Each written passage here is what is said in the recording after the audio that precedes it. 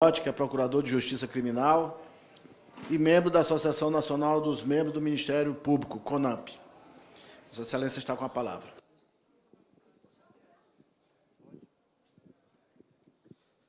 Deputado Hildo Rocha, eu agradeço o convite, estou muito honrado de estar nessa casa hoje, falando desse tema que é fundamental para os brasileiros.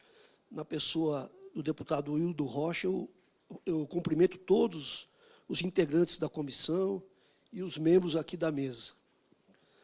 Bom, nesse pequeno espaço de tempo que eu tenho aqui, nesses 20 minutos, eu vou procurar passar para vocês um retrato da minha experiência prática. Eu trabalhei 18 anos como promotor de justiça das execuções criminais em São Paulo, que é onde está localizada a maior massa carcerária do país. Nós temos lá mais de 220 mil presos. Eu tenho 25 anos de Ministério Público, sempre trabalhando na área criminal e 10 anos como oficial da Polícia Militar. Então, eu estou há 35 anos trabalhando nessa área criminal. Eu vou procurar, então, passar para a comissão, para os senhores, a minha vivência prática, para que essa minha vivência prática, o que eu vier aqui comentar, possa ser útil para a comissão. Eu vou partir de duas premissas. A primeira delas, a prisão em regime fechado é necessária? É necessária. É um mal necessário. Nenhum país no mundo combateu o crime sem a prisão em regime fechado. Então, se engana quem entende que nós possamos combater a criminalidade que está violenta. No Rio de Janeiro, morre um PM a cada 2 dias, 90 PMs já morreram no Rio de Janeiro. Nós vivemos situações aflitivas em todo o país. Então, se engana quem pensa que nós vamos combater o crime sem a necessária prisão em regime fechado. Então, essa é a primeira premissa. Segunda premissa, onde é cumprida essa pena privativa de liberdade? O sistema penitenciário. O nosso sistema penitenciário está falido. Está falido. Só não enxerga quem não quer ver. Por que eu digo que está falido o sistema penitenciário? Porque está em total descompasso. O que está escrito na lei com o que ocorre na prática. Há um total descompasso. O que está escrito na lei não é cumprido na prática. Por isso que eu digo que o sistema está falido. O Brasil adotou um sistema progressivo de cumprimento de pena. Então, o preso ele começa no fechado, vai para o semiaberto, e depois vai para o aberto. É um sistema adotado no Brasil único, né? É como a jabuticaba. Não há nenhum outro país que adotou esse sistema progressivo. Só o Brasil e alguns outros países vizinhos nossos, que copiaram o nosso modelo. Esse sistema está totalmente falido. Né? Há anos que está falido. Regime aberto. A lei diz o seguinte, que o regime aberto tem que ser cumprido aonde? Em casas de albergado. Presos cumprem a pena em casas de albergado no país todo. Em São Paulo, onde nós temos a maior massa carcerária do país, os presos cumprem a pena em casas de albergado? Não cumprem. Desde que foi criada a lei, e eu separei aqui o artigo 203, no prazo de 6 meses, a contar a publicação dessa lei, 1984, os estados deverão construir casas de albergado. E estabelece uma punição para o Estado que não cumpre, que não constrói casa de albergado. O descumprimento injustificado dos deveres estabelecidos para as unidades federativas implicará na suspensão de qualquer ajuda financeira. Está aqui na lei. O Estado de São Paulo não construiu uma casa de albergado, nenhum Estado. 17 estados, nenhum tem casa de albergado. E onde estão os presos? Estão na rua, em regime domiciliar. Estão na rua. Ah, mas tudo bem, eles estão na rua, mas vocês estão fiscalizando esses presos. Não há qualquer tipo de fiscalização. Eu me lembro que, quando eu era promotor, me afligia essa situação de saber que tinham presos em regime aberto que eu não sabia onde estava, se ele estava assaltando, se estava roubando. Eu fiz um convênio com a Polícia Militar, eu era ex-integrante da Polícia Militar, fui na PM, fiz um convênio para que a PM fiscalizasse para mim. A PM também não sabia quem eram os presos que estavam no regime aberto. Então, eu fiz um convênio, eu falei para a PM, nós passamos para vocês quem está no regime aberto, e vocês fiscalizam para nós por amostragem. Durante um tempo vigorou, até que foi denunciado, e não era função mesmo da PM, e esse convênio foi denunciado, e hoje não há mais qualquer tipo de fiscalização. Então, é muito cômodo você ir para o regime aberto hoje, que você ir para o regime aberto hoje significa você ir para casa. Tudo bem, então o regime aberto não existe como está previsto na lei. Então, vamos ver o regime semiaberto, então. O regime semiaberto, pela lei, deve ser cumprido em colônia agrícola, industrial ou similar. Os estados não construíram colônias agrícolas, industriais ou similares. Haviam 2 colônias em São Paulo, 2. Uma fila enorme de presos para serem transferidos para essas colônias. O Estado não investiu, não construiu colônias para o semiaberto. Aí os presos começaram a entrar com mandado de segurança, mandado de segurança, mandado de segurança. O tribunal começou a mandar os presos aguardar a vaga no semiaberto em casa. O Estado, uma fórmula mágica, a lei fala também que o semiaberto pode ser cumprido externamente. Então, hoje, como que é cumprido o semiaberto em São Paulo? Ele sai para trabalhar e retorna à noite e nos finais de semana. E mesmo nesse sistema não tem vaga. Nós estamos com um déficit de vaga muito grande. Nós temos milhares de presos no fechado aguardando vaga para este semiaberto. Para este semiaberto que o sujeito sai para trabalhar, volta à noite e nos finais de semana. E qual a fiscalização que tem para esses presos que saem do semiaberto? Nenhuma, nenhuma. E um outro detalhe, os presos que no semiaberto têm direito à famigerada saída temporária, porque quando criaram o semiaberto, para que o preso pudesse ter contato com os familiares, visando a ressocialização, o legislador raciocinou bem. Vamos criar saídas temporárias para que o preso pudesse sair 5 vezes por ano para visitar seus familiares. Ótima ideia do legislador. Está aqui a ideia. Mas hoje essa saída temporária não se justifica mais, porque o preso já sai todos os dias para trabalhar. Para que saída temporária? Nesse final de semana, 33 mil presos saíram dessa saída temporária. Aí depois o sujeito matou a mãe e sai no Dia das Mães. Aí fica a imprensa, não, mas matou a mãe e saiu no Dia das Mães. Matou o pai e saiu no Dia dos Pais. É porque a lei determina que tenha 5 saídas temporárias durante o ano. E o judiciário, para que cada um preso não saia no dia que bem entende, estabeleceu 5 datas. Dia das Mães, Dia dos Pais, Ano Novo, Natal. Então não tem nada a ver com a mãe ou com o pai. Mas não se justifica por que manter na legislação essa saída temporária só para criar intranquilidade na população. Porque os jornais de São Paulo, sexta-feira, noticiavam o seguinte: 33 mil presos saíram no semiaberto. 33 mil presos nas ruas. Como nós vamos justificar para uma vítima, para um pai, um filho, uma esposa que foi vítima de um preso que está no semiaberto? Então não há mais nenhuma justificativa para essa saída temporária. Vamos então para o regime fechado. Bom, o regime fechado, ele é cumprido em celas superlotadas, em alojamentos. A lei manda em celas individuais. A lei traça como esse regime fechado deve ser cumprido. O regime fechado hoje ele é cumprido em celas superlotadas. Os presos usam o celular. Até hoje o Estado não conseguiu bloquear a utilização de celular. Visitas íntimas, o Brasil talvez é o único país que permite visitas íntimas no regime fechado, que é um verdadeiro absurdo. É um verdadeiro absurdo. Então, esse sistema progressivo, ele está totalmente defasado, né? Totalmente. Os presos ficam no regime fechado, maquinando, comandando o crime. E eu não tenho dúvidas de que a situação de segurança pública no Brasil está ruim, porque nós perdemos o controle do sistema penitenciário.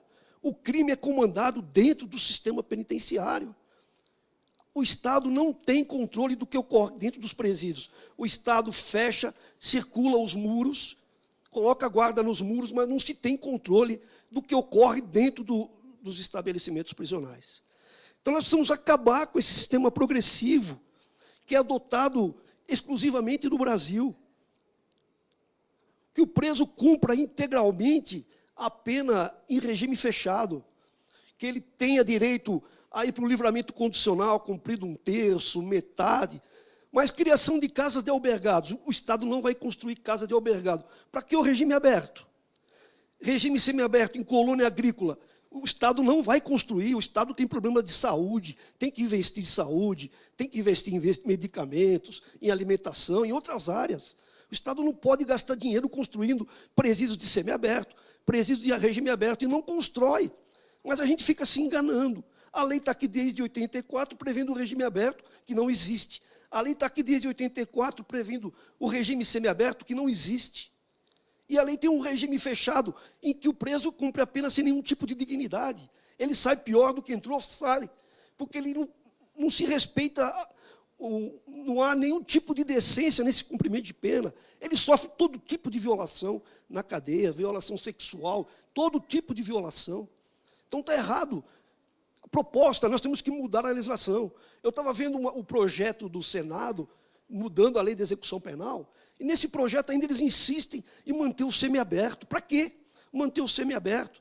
Para a gente ficar nesse brincadeira de esconde-esconde? Não tem lugar no Brasil para cumprir pena. O Estado não vai construir presídios de regime semiaberto. Vamos adotar livramento condicional, cumprir 1/3 da pena, cumprir metade, bom comportamento, no fechado, integral, cumprir 1/3, cumprir metade, cumprir 1/6, dependendo do crime, dependendo da natureza do crime, dependendo da quantidade da pena, dependendo do bom comportamento dele, ele vai para o livramento condicional. É simples, né? Evita que o Estado tenha que gastar dinheiro com presídios semiabertos. E um outro problema, em São Paulo, eu estava conversando com o secretário de Assuntos Penitenciários, ele me disse que ele não consegue construir presídio semiaberto em São Paulo. E eu disse, mas por quê? Porque ele falou para mim, que cidadão que quer um semiaberto na sua cidade, sabendo que o preso sai todo dia para trabalhar, disputando emprego, anda nas ruas. Há uma insegurança total. A população vai procurar o prefeito, vai procurar o governador, fala, eu não quero presídio de semiaberto.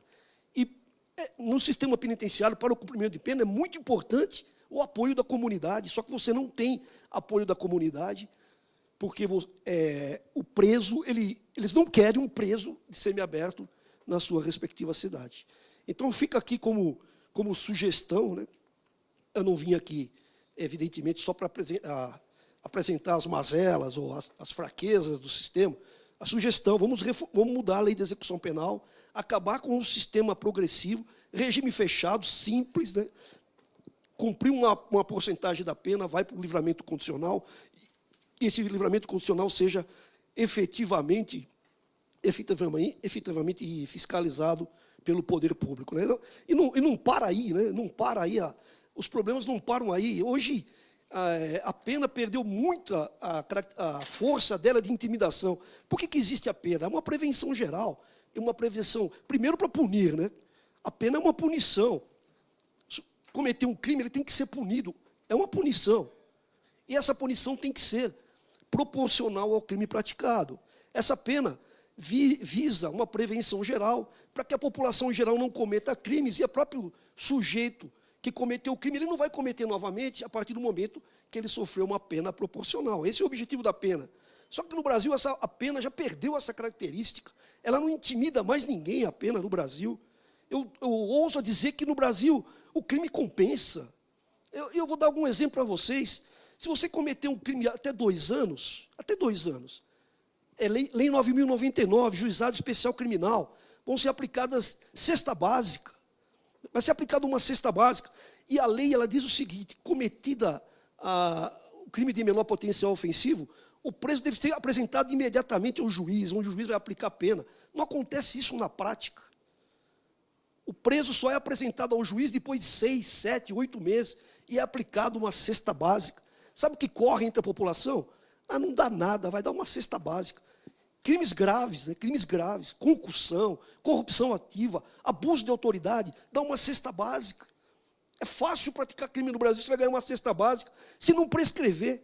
Os GCRIMs lá em São Paulo estão tão sobrecarregados de serviço que a maioria dos processos de juizado especial prescrevem. Aí de 2 a 4. De 2 a 4 anos, você tem direito a penas restritivas de direitos, penas substitutivas. Não são cumpridas na prática. Essas penas restritivas de direito não são cumpridas. Por que não são cumpridas?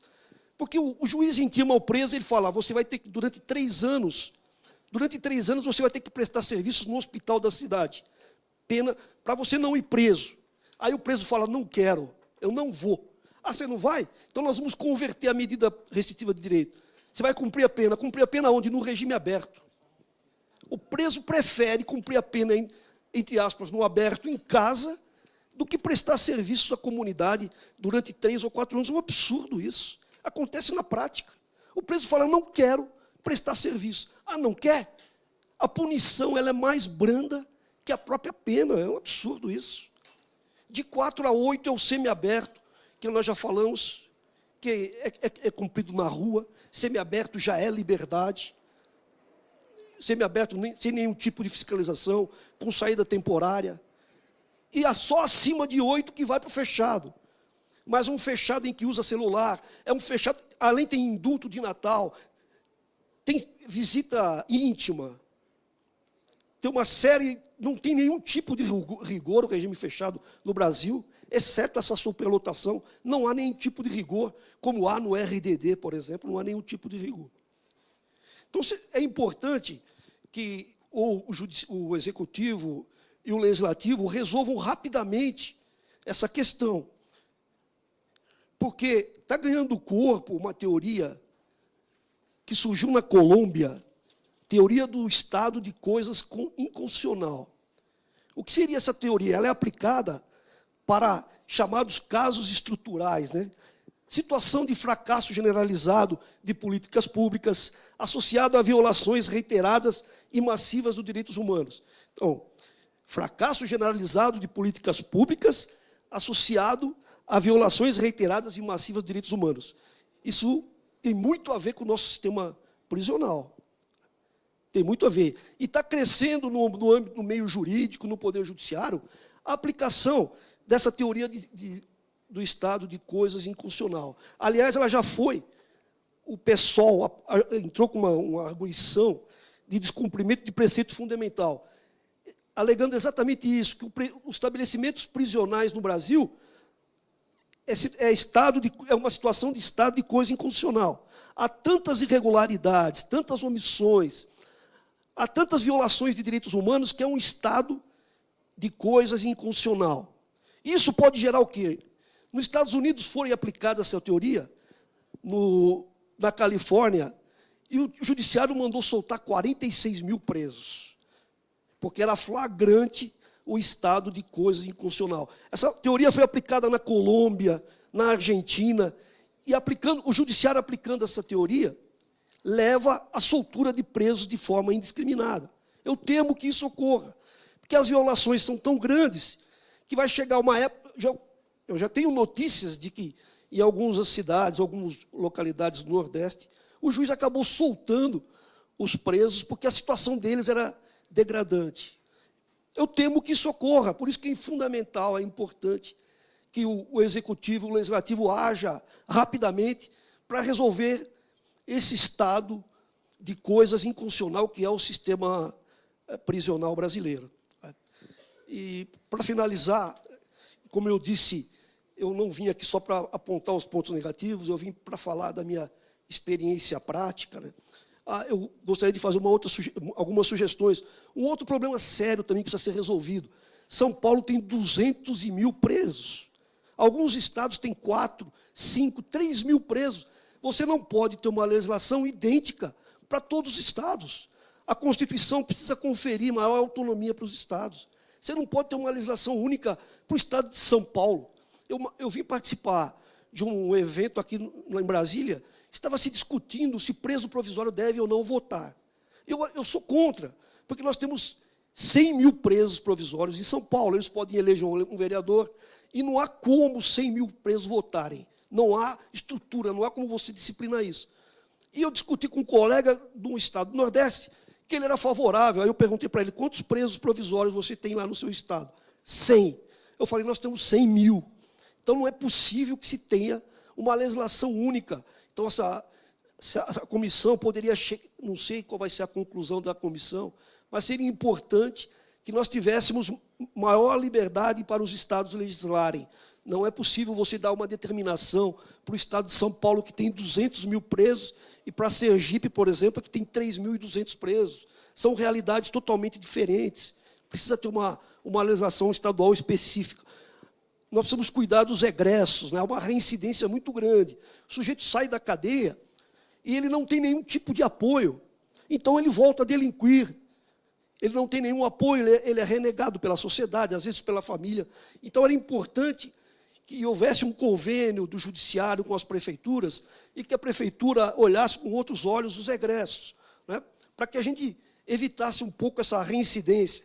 Os presídios têm que ter trabalho e estudo obrigatório. Então, seu tempo terminou, para concluir um minuto. Concluir. Os presídios devem ter trabalho e estudo obrigatório. A maioria dos presídios não tem nem trabalho, nem estudo. Nós temos que fazer uma política de combate. Hoje se consome drogas facilmente nos presídios, livremente. Os presídios devem ser pequenos, até 500 presos. Não podemos ter presídios grandes, né? Os presos não podem ser transferidos, eles têm que cumprir pena nas suas localidades, porque com isso nós espalhamos o PCC, nós transferimos presos para o Nordeste e eles levaram o PCC para o Nordeste, para o Norte. O preso tem que ficar na sua localidade. Nós temos que combater o crime organizado dentro e fora dos presídios, né? Nós temos que dar ênfase aos mecanismos de controle de comunicações, bloqueio de celulares, sistema de visitas, saída temporária, precisa controlar mais os presos. Também uma sugestão nossa, uma central de monitoramento à distância.